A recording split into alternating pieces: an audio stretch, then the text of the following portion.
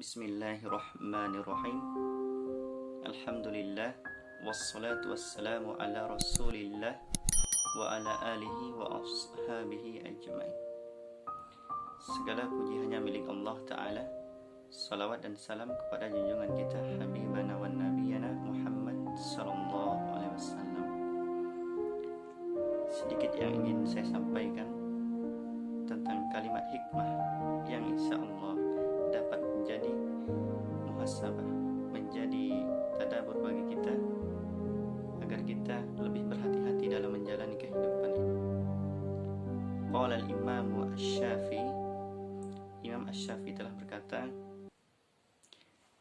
aqalun nas, manusia yang berakal itu ada 3 ciri-cirinya. Yang pertama, man tarakat dunya qabla an tatrukahu, mereka yang meninggalkan dunia sebelum dunia itu meninggalkan mereka.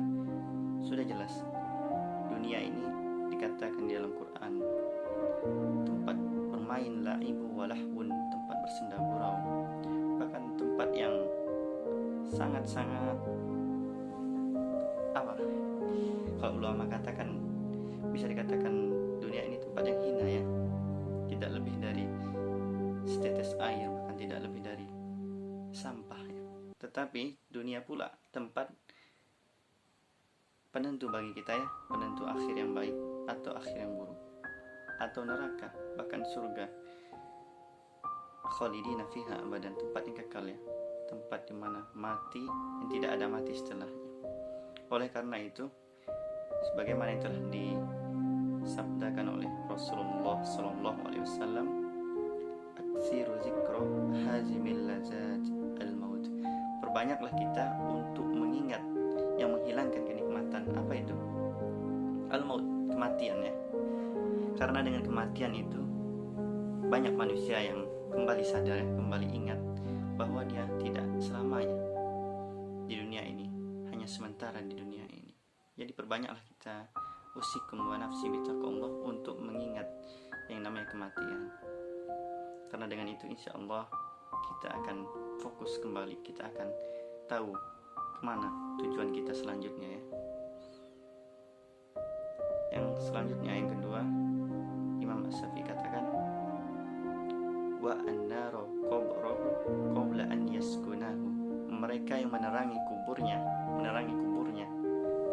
tempat yang indah ya, tempat yang akhir dari dunia ya, yaitu alam kubur, sebelum menuju alam selanjutnya ya, kebangkitan, hari perhitungan ya, hari sirat, menyeberangi jembatan.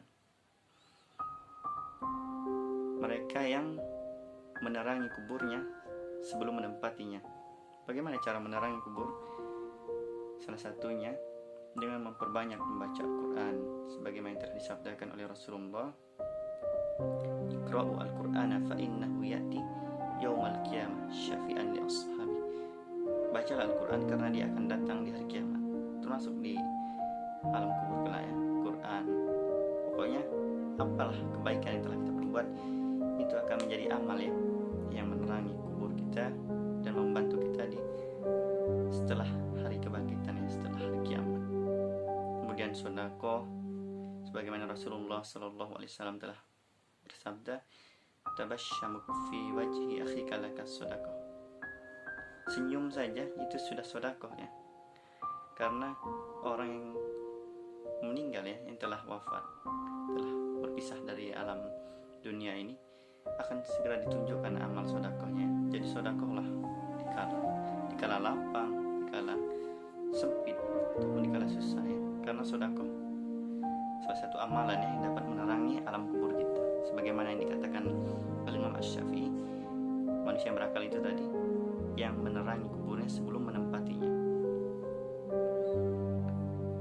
Kemudian yang ketiga, Imam Asy-Syafi'i berkata, wa arda rabbahu qabla an yalqahu, mereka yang bersegera menggapai keridhaan Rabb Allah Ta'ala sebelum Allah itu ridho kepadanya. Sebagaimana Allah telah berfirman ya di dalam surat Al-Bayyinah, radhiyallahu anhum wa radu anhu. Sudah jelas karena makom ataupun kedudukannya ataupun pahala tertinggi itu hanya ridhonya Allah. Dengan ridhonya Allah lah kita dapat selamatnya dari azabnya, bahkan kita akan dihadiahi surga ya, tempat yang begitu indah. Dalam hadis qudsi, surga itu mala ainun ra'at mala uzunun sami'at wala khatara ala qalbi basar. Tidak pernah ada yang melihatnya, tidak pernah ada yang melihat, bahkan tidak pernah ada yang mendengarnya, bahkan tidak pernah terlintas dalam hati. Saking indahnya surga itu ya. Tetapi dia dalam Quran di beberapa ayat ya menerangkan tentang surga, sungai yang mengalir, bidadari, pepohonan ya, bahkan minuman zanzabila ya, jahe, masya Allah. Salah satu kita dapat menggapai keridhaan Allah, apa yang pernah saya kaji ataupun pernah saya dengar dari para muallim ya, dari para murabbi, yaitu dengan memperbanyak istighfar, kemudian meminta maaf kepada orang-orang yang pernah kita zalimi, sengaja ataupun tidak sengaja.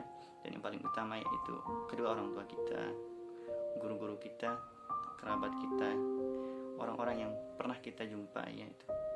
Jangan pernah malu ataupun takut untuk mengucapkan maaf, karena maaf itu tidak hina.